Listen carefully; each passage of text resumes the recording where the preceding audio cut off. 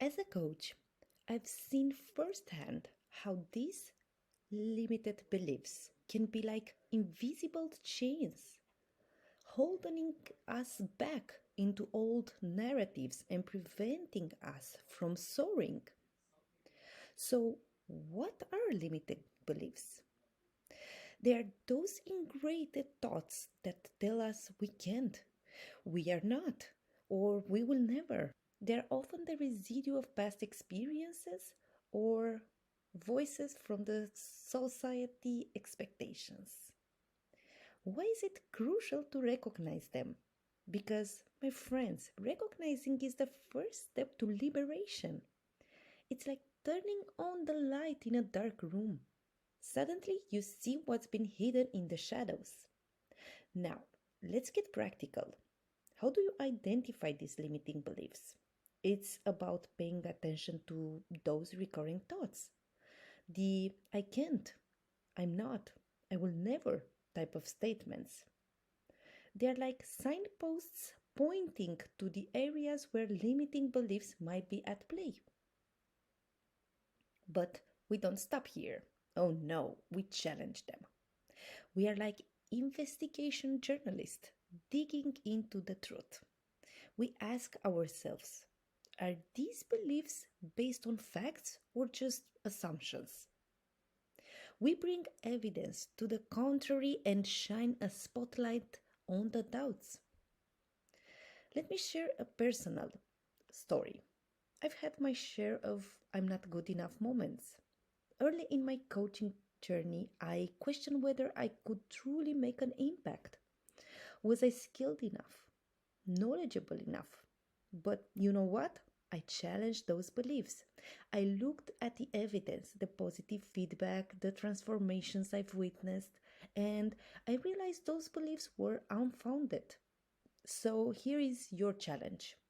When you catch yourself in the grip of those limiting beliefs, be your own detective. Ask questions, demand evidence, and be relentless in challenging the validity of those limiting beliefs. Remember, breaking free from limiting beliefs is a journey. It's not about erasing every doubt, but about building the resilience to overcome them. Now, we are about to roll up our sleeves and dive into an exercise that can be a game changer, the limiting belief audit. I've got to say, I love this one because it's all about self discovery and empowerment. Step 1. Let's talk about self reflection. I want you to carve out some sacred time for yourself. It could be a quiet evening, a Sunday morning, whatever works for you. Sit down, take a deep breath, and reflect on those areas of your life where you feel a bit stuck, where challenges seem to pop up like unwelcome guests. Now, why self reflection? Well, it's like turning on the spotlight in those dim corners of your mind. We are looking for patterns, repeated challenges that might be tied to deeper beliefs. Step 2. Identify those limiting beliefs. Get your pen and paper or your favorite note taking app. Write down the thoughts that dance around when you are facing those challenges. These are like the footprints of your limiting beliefs. Maybe it's that nagging voice saying, I can handle this, or I'm not good enough. Break them down. Why write them down? Because, my friend, making them tangible is the first step to taking away their power.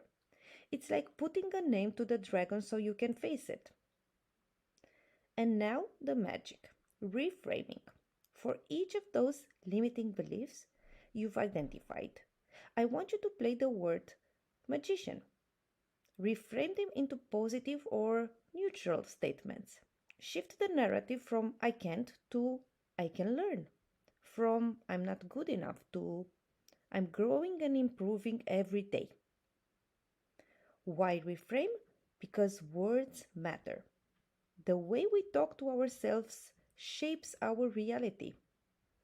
Reframing is about changing the script, giving yourself a new empowering dialogue. I've done this exercise countless times, and let me tell you, it's like cleaning the windows of your mind. Suddenly, you see the landscape more clearly, and opportunities that were obscured by self doubt become visible. Let's talk about a tool that's like a secret weapon in your arsenal for self empowerment: affirmations. Now, I know affirmations might sound a bit woo to some, but trust me, when used right, they are like a power up button for your mindset. So, what's the deal with affirmations? Well, they're not just some fluffy words to make you feel good. The purpose of affirmations is pretty straightforward. They're here to tackle those sneaky limiting beliefs head on.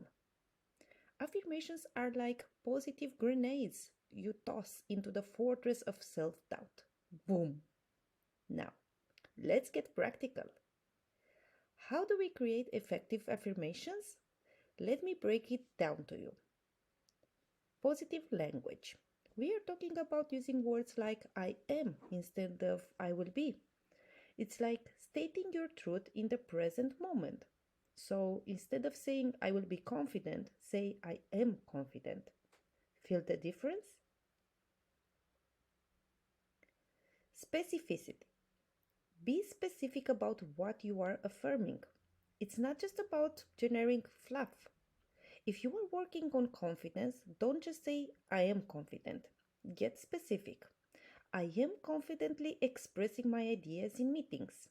It's like giving your affirmations a GPS. Emotion. Now, this is where the magic happens. Connect your affirmations with positive emotions. Don't just robotically repeat them. Feel them. Let it resonate. If your affirmation is about success, feel the surge of pride and accomplishment as you say it. Emotion is the secret sauce. And here is the golden rule: consistent practice. It's like watering a plant. You don't do it once and expect the garden to bloom. Repeat your affirmations regularly, especially when the clouds of self doubt gather. It's not about reciting them like a robot, it's about infusing your day with these positive vibes. Make them part of your daily routine. Look, I've seen people transform their lives with this. It's not about wishful thinking, it's about rewiring your brain. Affirmations are little notes of love to yourself, reminding you of your power. Let's face it, the way we perceive challenges can be either a roadblock or a launchpad for personal growth. Now, I'm not just here to throw motivational quotes your way. I'm here to share some insights backed by the good stuff: research. So, first things first, mindset shifts. Why do they matter? Well, buckle up for a quick ride through some fascinating research. Dr. Carol Dweck, a pioneer psychologist, introduced the concept of mindset in the groundbreaking work that she did. She talks about two types of mindsets: fixed and growth. A growth mindset believes that the abilities and intelligence can be developed through dedication and hard work. On the other side, a fixed mindset believes that the abilities are innate and there's a limit to what you can achieve. Now, here is the kicker. Research has shown that those with a growth mindset are more likely to embrace challenges, persist in the face of setbacks, and see effort as the path to mastery. In a study published in the Journal of Personality and Social Psychology, researchers found that a growth mindset not only positively influences academic achievement, but also enhances overall well being. So, when we talk about learning orientation, it's not just fluffy advice, it's backed by science.